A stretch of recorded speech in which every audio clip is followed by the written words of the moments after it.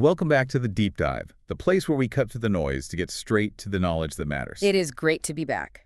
This is the second installment in our special series, The Inner Architect, where we're taking a really structured, detailed look at the foundational concepts of reality transurfing. Yeah, and if you were with us for our first deep dive, you've got that foundational piece, about pendulums and the infinite potential held within the space of variations. Right. Today, we're taking those big philosophical ideas and getting into the practical mechanics, the how-to, really, of manifestation, all guided by Volume 2, A Rustle of Morning Stars. And our mission today is, I think, very laser-focused. We want to address the questions that pop up the moment you try to actually apply these ideas in real life. Right, the okay, but how questions. Exactly. So we're going to need to dissect that crucial partnership between the soul and the mind.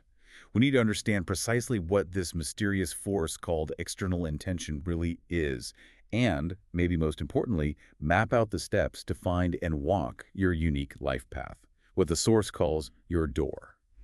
And if there's one central philosophical takeaway from this volume, it's this. Manifestation is not about fighting the world. It's not about strenuously trying to change yourself to fit some, external, arbitrary standard of success. It's the opposite. It is the exact opposite. It's about returning to your unique core self, shedding all those conditioned layers, and aligning that authentic self with the universe to just effortlessly pull your desired reality from the infinite space of variations. So the core concept we're really operating under is that reality, on its deepest level, is controlled by our choices and fundamentally by our thought energy. But getting that control requires this internal alignment. Absolutely. The necessary step is the unification of what the Source calls the feminine aspect, the soul, which, it communicates through knowing and feeling. Right. And the masculine aspect, the mind, which communicates through logic and concepts. When these two finally harmonize, they create this resonance that taps into a powerful exterior force, external intention, which literally does the heavy lifting for you, moving you to the desired sector of reality. Okay, let's unpack this architecture then. We have to start with the infinite blueprint that makes all of this possible, the source material for every reality we could ever imagine. So we're starting with this fundamental idea of the space of variations. And this isn't just a metaphor for, possibilities, is it? No, not at all. It's described as a truly infinite information field. Every potential script, every single event that was, is, and will ever be is recorded here. It's like an infinite library of all existence. It's hard to even wrap your head around that. Think of it mathematically, kind of like an infinite coordinate grid. Every single point on that grid represents a potential reality, a sector of existence. The sheer multiplicity is staggering. And what makes this powerful, what makes it central to transurfing, is the interaction between this blueprint and our consciousness. That's it. It's not just a passive blueprint. Right. No. Under certain very specific conditions, the energy that our thoughts generate, when it's focused and aligned, is capable of materializing a particular sector out of this infinite space. So our thoughts aren't just reflecting reality. Not at all. They're acting more like a focused beam that selects a specific potential frame on this infinite film strip and makes it physically manifest in our layer of the world. The material world we see is just the realized part of this space. What's so fascinating is how this theory completely recontextualizes our internal states, especially something like dreams. If reality is this infinite information field, then dreams have to be more than just, chemical noise in the brain. The Source is incredibly insistent on this point. Dreams are not illusions. They are genuine, virtual travels within the space of variation. Virtual travels. Every night, the soul is free to explore these non-physical sectors. And while the life we live in the dream is virtual, it's not realized in the physical layer, the experience of that life, the script we're living through, is absolutely real. It's drawn from the variations we're accessing. So we're taking a kind of non-physical journey into actual potential realities. Precisely. And this is where that whole soul-mind dynamic starts to become crystal clear. When the mind is asleep, the soul, that feminine aspect that just knows without words, it travels freely. And the mind. The mind, the rational, masculine aspect, is just a passive observer during this whole process. It just watches the dream script unfold and accepts it as natural, no matter how bizarre the scenery gets. It's just along for the ride. It's not directing the movement. And here's where it gets really, really interesting, because the source material issues this very strong warning about trying to take conscious control of this traveling. I'm talking about the dangers of lucid dreaming.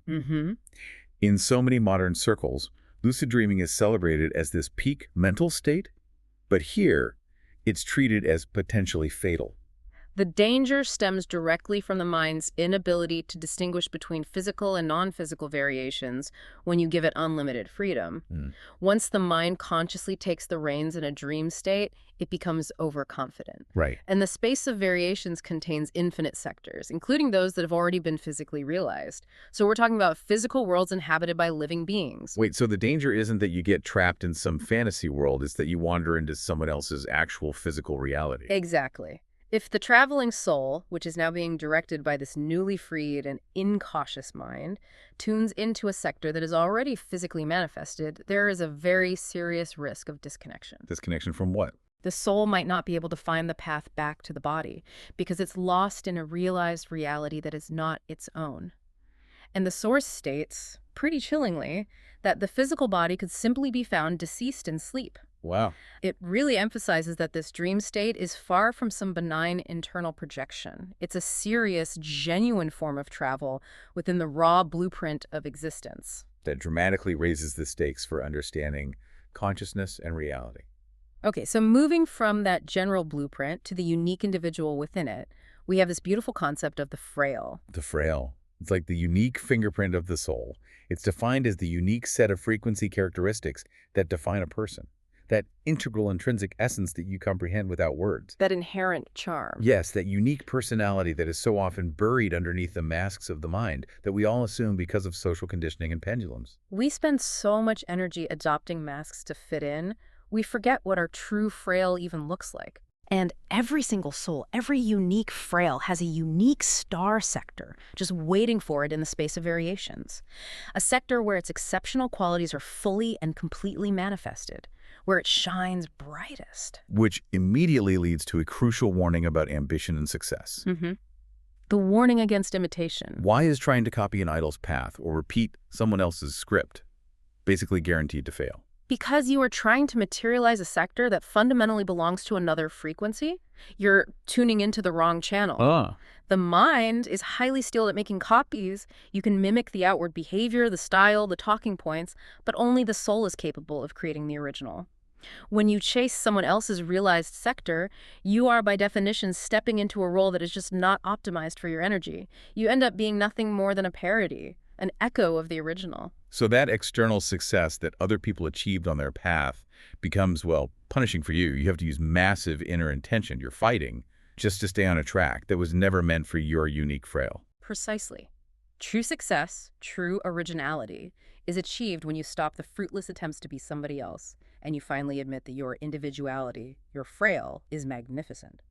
Once you give yourself the permission, the audacity to have your unique magnificence, the world, being a dual mirror, has no choice but to reflect that belief back to you. It tunes you into your star sector. So we've established that our thought energy directs our movement within this infinite space. In the dream state, that movement is instant.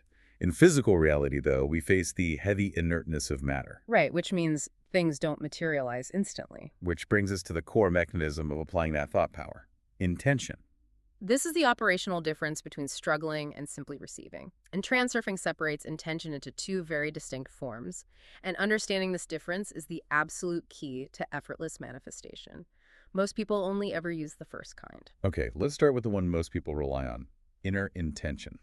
Inner intention is just sheer will to act. It's the will to fight, to strive, based purely on your internal personal capacity. So like the intention to lift your arm. Exactly. Or to study for 12 hours straight. Or the source uses the great image of the relentless, futile struggle of a fly beating its wings against a closed glass pane.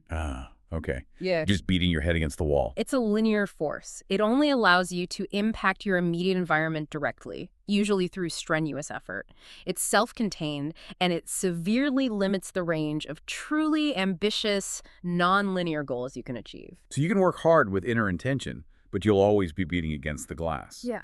The real magic, then, has to lie in external intention. External intention is completely different. It's a force that is exterior to the person, described as a kind of magic power that literally allows the universe to deliver your complex order without you having to fight for every single step. What is it, though?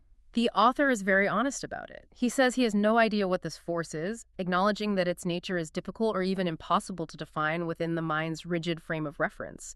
It's a force of the outside world, not the internal self. And crucially, this external force only manifests when the conditions are perfect. When the soul and the mind finally agree. Why is that unity so non-negotiable? It's because the soul and the mind, they just speak different languages. The mind speaks in structured concepts, words, logic, but it's often so prone to doubt and conditioning. Right. The soul, however, it knows through pure feeling and resonance, but it can't structure a plan. External intention is not activated by logic alone, and it's not activated by feeling alone.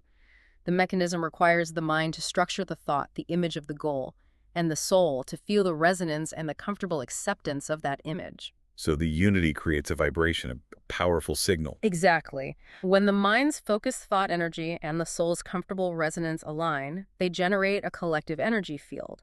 This energy field is the resonance that activates the external force, which then quite literally catches us and transfers us to a corresponding sector in the space of variations. And if there's dissonance? If there's dissonance, if the mind says, I want this job, but the soul feels stress or fear or unworthiness, the signal is just garbled and external intention remains dormant.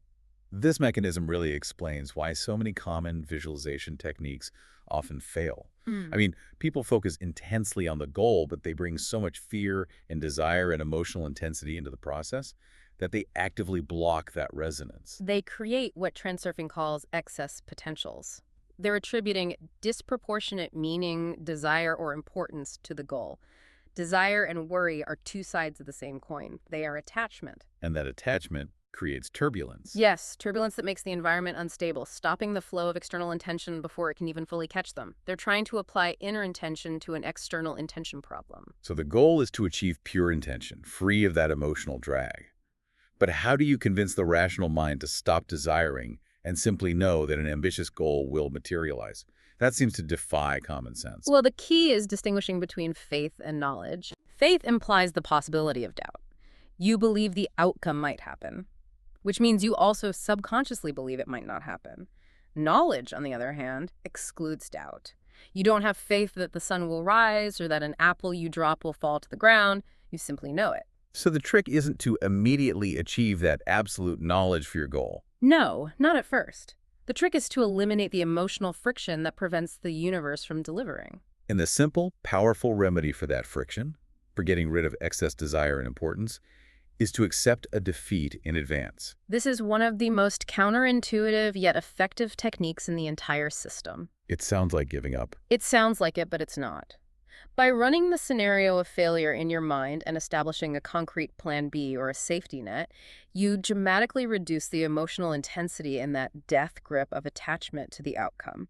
You consciously say, I intend this result and it would be wonderful, but if it doesn't happen, I will be absolutely fine because I have X alternative or backup plan. So what does that plan B look like for, say, an aspiring entrepreneur who's aiming for multi-million-dollar funding? They can't just shrug it off. It's not about shrugging off the goal. It's about decoupling your sense of self-worth and your well-being from the outcome. The plan B isn't necessarily a massive, complex backup business. It's the internal surety that if this funding round fails, I will immediately pivot to plan B, going back to consulting for a year, which provides a comfortable living, or raising a smaller seed round. So you establish this emotional safety net before you start striving. Yes, before the intense striving begins. This release dissipates the excess potential. It clears the channel for external intention. And the balancing forces, which deliver the opposite of what you want when importance is high, they have nothing left to push against. This connects directly to the concept of the will to have. You must not only intend the goal, but your soul and mind have to be ready to accept it as normal. That readiness is everything. The mind must accept that the desired success or object is yours by right. If you secretly feel you are not worthy of wealth or that success is only for the chosen ones, external intention won't deliver the order because your internal state just rejects it. The chosen ones pick themselves first. Yes, and only then is the external world forced to agree. We see this powerful rejection in the source analogy of the homeless person looking through the window at the elaborate Christmas table. It's the perfect illustration of non-readiness. The homeless person may have the inner intention to enter the house if invited, but his soul knows he has no house, no money, no right to be there. He is absolutely certain that the Christmas table belongs to someone else's layer of the world. He's not ready to have it. Within the boundaries of his common sense and his deeply held beliefs, he is not ready to have that reality. His external intention is completely blocked by his own conditioned certainty of separation. The determination to have must be a calm, natural taking of what is already yours, like calmly picking up mail from your mailbox, free of the desperation or pushiness that only indicates you're spinning around with a pendulum. This lack of readiness to have and the intense emotional friction that creates all this excess potential, it's a direct result of operating in what the Transurfing model calls the low state of awareness, the sleepy state. That's right. We are so absorbed in the play of life, so completely caught up in our roles and the expectations of others, that we lose all objective distance. Like the soccer fan. Exactly, like the soccer fan, highly critical of the players, but who would inevitably fail if you put him on the field himself because his criticism comes from a state of total detachment and zero responsibility. Or the involuntary movements of a liar, which betray the fact that he is entirely captive to the role he is acting. Our inner guardian is asleep at the switch. And this low awareness provides the perfect energy source for the forces that want to keep us asleep, the pendulums. Pendulums are the energy vampires of the system. They are non-physical, energy-based information structures created by the collective thought energy of a group, be it a political party, a specific fashion trend, or a large corporation. And they aggressively battle for adherence and constantly try to destroy competing pendulums to maintain dominance. And their sole singular purpose is just to extract energy from us. And they achieve this by throwing people off balance. Exactly. They thrive on negative emotional responses because negative energy is the easiest and most potent to harvest. If a pendulum causes rising prices and you respond with resentment, complaint, and anger, you are radiating energy at the precise frequency the pendulum demands. And it feeds on that. It receives this, swings harder, and aggravates the situation, maybe by presenting you with more bad news or further complications just to ensure you stay trapped in that negative loop and continue to feed it. And the most insidious command they impose, which causes the greatest discord between the soul which wants freedom and the mind which wants safety, is that simple rule: do as I do. This command forces the mind to accept the myriad limitations and conditions of the group. If the pendulum dictates that success requires a prestigious, punishing career track, the mind obeys, even if the soul is quietly screaming for creative freedom. It forces the soul into a box of conditionality. Yes. You're forced to behave in a way that is advantageous to the pendulum, and it leads you toward foreign goals and away from your unique frill. The inverse law here is crucial. Susceptibility to these destructive pendulums is inversely proportional to your awareness. It's the difference between being trapped in a nightmare versus being lucid. If you are running away in a nightmare, you feel utterly helpless because you are captive to your own conditioned ideas about how events must develop. You've handed the director's chair over to the pendulum. But the moment you achieve a state of true awareness, The moment you wake up on the stage, so to speak, the entire situation comes under your control. so the goal is to wake up and shift our perception from being an involved participant to a witness or an objective observer. That shift requires attention and complete clarity of thought. You don't abandon your life, you still play your role, but your inner guardian remains vigilant, assessing soberly from the auditorium. Detached does not mean absent-minded. It means you are acutely aware that you are the one setting the rules for your personal layer of the world. And once you stop playing by the pendulum's rules, it loses its grip. Completely. The source offers concrete, practical techniques for escaping these destructive pendulums once you've achieved this elevated state of awareness. The first technique is actively defeating it. Defeating a pendulum involves doing something entirely unexpected, something that violates the established script and throws the pendulum off balance. The source uses the vivid anecdote of the man cornered by a street gang, a highly charged, aggressive pendulum situation. The expected response would be fear, submission. Or begging. Instead, the man aggressively changed the dynamic. He threatened to break the leader's jaw and tear his ear off, acting completely outside the established social script of confrontation. And what was the immediate result? The gang was paralyzed. They were forced out of their automatic collective behavior. They weren't prepared for the aggressive, non-compliant script, and they were thrown off balance just long enough for the man to escape.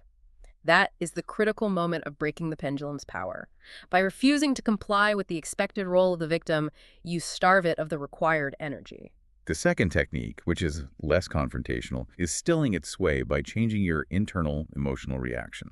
This uses humor and strong visualization to transform internal irritation or negative feelings into a game. Take the common example of being tormented by a crowded, noisy public place. Okay. Instead of feeding the crowd pendulum with resentment, you can choose to imagine all the people around you as waddling penguins in Antarctica, or maybe puppets on strings. You change your internal attitude from one of annoyance to one of amusement or detached observation. So the pendulum is demanding negative energy, but you're responding with a neutral or even a positive humorous state. Exactly. You change your emotional frequency. Since you are no longer radiating the negative energy the pendulum demands, it cannot connect with you. That positive visualization brings the human pendulum to a rest within your own layer of the world. You are still present physically, but energetically you have disengaged. Finally, we have to talk about the source of most self-generated pendulums and inner friction, the danger of importance and idealization. Excess potential is the energetic instability created whenever disproportionate excessive meaning is attributed to an object, an outcome, or a person's assessment. This can be high desire, intense dissatisfaction, excessive admiration, fierce ambition, or, and this is critical, guilt, vanity, or perceived superiority. And when this potential is created, the balancing forces of the universe step in to neutralize it. They step in to restore equilibrium. They don't care about your goals. They simply eliminate the energetic imbalance, often resulting in the exact opposite of the original intention. Like with idealization. We see this powerfully in idealization. If you overpraise a child, idealize them as perfect, brilliant, and faultless, the child often becomes naughty or rebellious or fails dramatically to compensate for that energetic imbalance. The universe is just restoring the balance you upset with your disproportionate assessment. And guilt is the ultimate tool for generating this excess potential, used by manipulators and, often by our own internal conditioned mind. Guilt is toxic because it generates punishment in reality, ranging from petty inconveniences to genuinely serious problems. Because the heart and mind achieve this dreadful unanimity in the belief that a misdeed, real or perceived, must be followed by retribution. And if you have a tendency to absorb guilt, Manipulators will instinctively dump even more on you because they recognize you are a willing energy source. so the remedy is not to engage in some internal battle or self-forgiveness, but a simple withdrawal. The remedy is deceptively simple, but incredibly hard to execute. Stop justifying yourself to others. Stop feeding the narrative that you are subject to external judgment. You must silently leave the courtroom of judgment. You rid your conscience of guilt not by battling it or asking for external validation, but by adopting the resolute inner attitude that no one, absolutely no one, has the right to judge you. You simply step out of that relationship dynamic. By removing the energetic drag of pendulums and importance, we clear the way for manifestation. Now we can finally identify our true goal and the most optimal path to achieve it. And the ability to distinguish between a true goal and a foreign goal is foundational here. Your true goal is easily identifiable because moving towards it brings true pleasure, the joy of life, enthusiasm, inspiration, and critically, it gives you a new burst of energy, not exhaustion. And obstacles seem to melt away, provided you maintain a low level of importance. But the mind, influenced by decades of pendulum programming, is constantly chasing foreign goals. It does. Foreign goals are always punishing. They're coerced, they feel like obligation. And they're chosen because they appear prestigious, fashionable, or are the widely advocated standard of success. Like chasing a title or a specific salary. Or becoming a star simply because society dictates these are what successful people do. Chasing these goals makes you strain every nerve, feel constant tiredness, and experience depletion, even if you achieve them.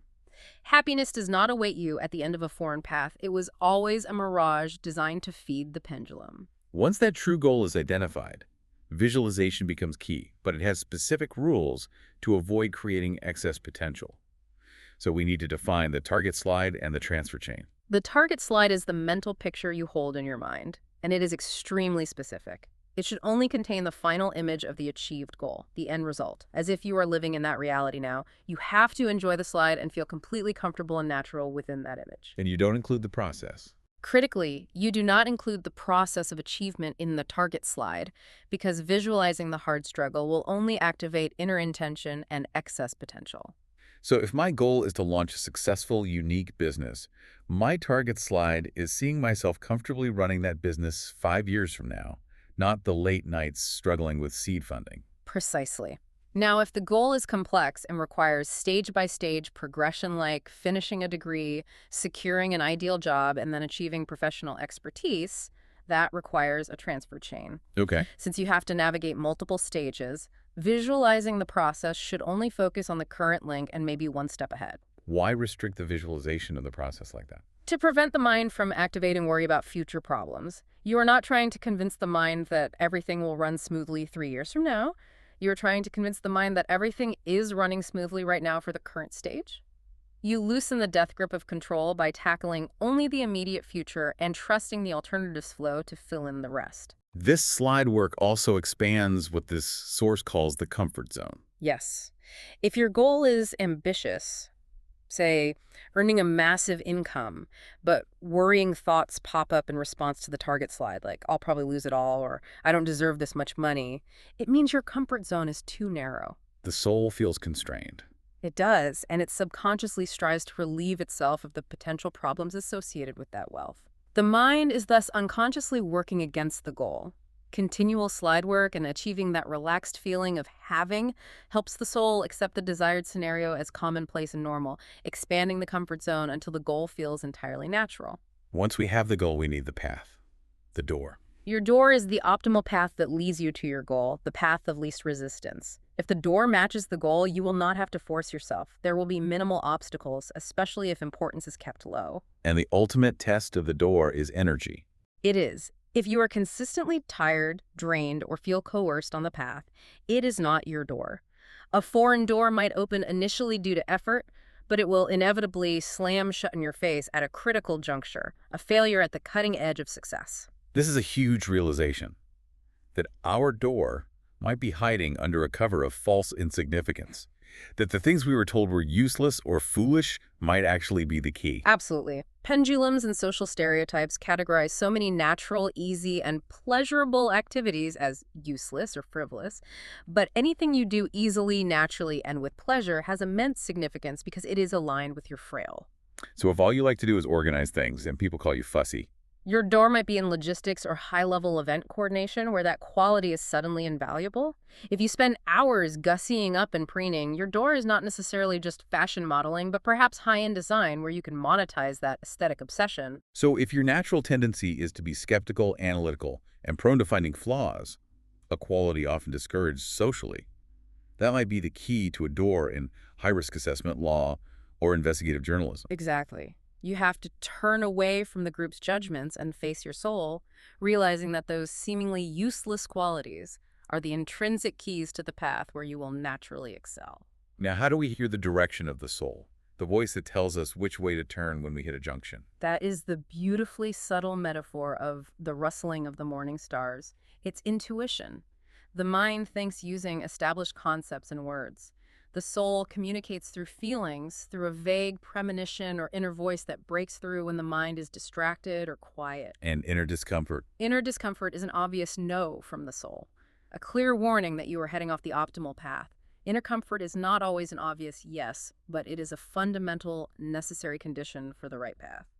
And we can deliberately prompt this guidance too, using intentional induction in the momentary slide or frame. Intentional induction is leveraging the moments when the mind's guard is down. You seize the moment when the mind is distracted, maybe just before falling asleep or when performing a repetitive task, and quickly insert a momentary slide, a frame, containing the feelings of the desired reality. You are not passively waiting for the soul to speak. You are deliberately directing the soul toward a specific, desired sector, allowing the mind to briefly touch upon external intention without the usual interference of doubt or desire. This works similarly to affirmations, which the source calls sound slides, but they have to follow strict rules to prevent them from just becoming useless babble. Absolutely. Sound slides must be positive and targeting, focused on the cause of the reality you want to create, not the consequence. They must be phrased in the present tense. I am succeeding easily, not I will succeed. And the most crucial rule, The most crucial rule, which often defeats traditional affirmation practice, is that they must be accompanied by appropriate feelings in a zero emotion state. You repeat them dispassionately, without desire or pressure. Any intense emotion, even intense joy about the future outcome, introduces excess potential that immediately destroys the energetic balance and prevents the mechanism from engaging. We move now to the final, powerful concept in this volume, which provides the framework for sustained manifestation. The world is portrayed as a dual mirror, physical and metaphysical, that reflects our mental outlook. Reality is this multifaceted mirror, and we have to accept this mechanism fully. It doesn't judge. It simply delivers whatever is contained in your dominant thoughts, your order, over time. So when a person focuses intensely on what they don't want, Dissatisfaction, reluctance, hate, the mirror takes that negative mental image and reflects that energy back into physical reality, creating more of the disliked circumstances. the confusing part for most people is the delay factor. When people start thinking positively, they look around immediately, see no change in their undesired reflection, and their doubt sets in. That delay factor is the heavy inertness of matter at work. The mirror reflects the image created in your thoughts, but with that noticeable delay. When the mind looks around and sees no visible result from its new positive intention, it immediately reflects its doubt and frustration back at the mirror. And what does the mirror do? It reflects that doubt, slowing the entire materialization process even further. It becomes this deeply entrenched, vicious cycle of effort, followed by doubt, followed by negative confirmation. So how do we break that cycle and correct the mirror's reflection? The central objective is to focus attention only on the image you want to see, without succumbing to the temptation of looking at the current, undesired reality. It's the "if you look round, you will turn to stone" fairy tale principle. You have to quietly hold the pause, maintaining the internal image of the desired reality, knowing that the mirror has no choice but to eventually reflect the image you are consistently creating in your thoughts, regardless of the current physical circumstances. You must maintain the image longer than the delay takes. This requires a high level of discipline, but also the radical principle of the coordination of intention. This is where you proactively decide to perceive seemingly negative changes or setbacks as positive. When things go wrong, the mind naturally interprets it as failure or universal resistance. However, under the coordination of intention, you consciously decide that this setback is simply a change in the flow that the mind did not expect. So failures are not steps backward. They are the work of outer intention that moves us towards our goal in ways entirely unforeseen to us. Because the mind is incapable of mapping the optimal, most efficient route. Exactly. The mind operates linearly. External intention operates along the path of least resistance, the path of optimality, which often involves radical detours or unexpected endings that the mind interprets as problems. If you lose that job you desperately wanted, you coordinate that intention by deciding, "The universe just cleared the path for an even better opportunity that requires me to be available right now." You break the battle habit. And yield to simplicity. This means dropping the grip of control and moving the center of gravity from active control towards objective observation. The mind struggles immensely with simplicity. It always seeks complex, stressful solutions, constantly interfering with the alternative's flow. The objective observer always has the critical advantage over the direct participant. You step back, observe the flow, trust that the coordination of intention is moving you forward, and you yield to this simplicity. You allow the world to do the heavy lifting. And the final act of control, paradoxically, is asserting the maker's intention. This is realizing your birthright. The simple right to be a chosen one in your own world layer. You are sanctioned in the alternative space to establish your own canons and shape your personal reality layer. This is not something you earn through strenuous effort or moral worthiness. It is a privilege that exists in potential. And the feeling that activates it. It's the subtle, comfortable feeling of allowing, "I let my world take care of me." That sounds like complete surrender, but it's actually the ultimate command. It is the ultimate command delivered with dispassion. You are taking the order without demands, without requests, fears, or doubts. It's a peaceful, natural acceptance. When you adopt that inner attitude of allowing, the world, the dual mirror, responds with the highest confirmation. If that is how you perceive it to be, then let it be so. What we've discussed today in this deep dive into A Rustle of Morning Stars provides the complete architecture for achieving your goals effortlessly. The key mechanisms are clear. Achieving resonance by uniting the soul and the mind. Neutralizing the energetic friction of desire by accepting defeat in advance. And maintaining vigilance by listening closely to the subtle guidance of the soul, that critical rustling of the morning stars. This knowledge is the tool, but the application is entirely up to you, the learner. Remember that true success, as the source states, will grow on the ruins of your failures.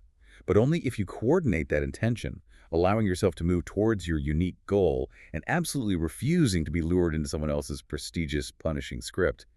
You must assert the audacity to have what is naturally and uniquely yours. We detailed how the mind, which thinks with established concepts and words, and the soul, which knows and communicates through feelings, must achieve total union to activate external intention. So as you integrate this deep dive into your own world layer, think about this final provocative thought. The source notes that all great actors, the original stars, are playing themselves. To portray another is easy, it's just putting on a mask. But the most difficult part to play, the one that leads to true originality and lasting success, is the role of yourself. What mask are you ready to take off today to let your unique, magnificent frail shine through and guide you to your optimal door?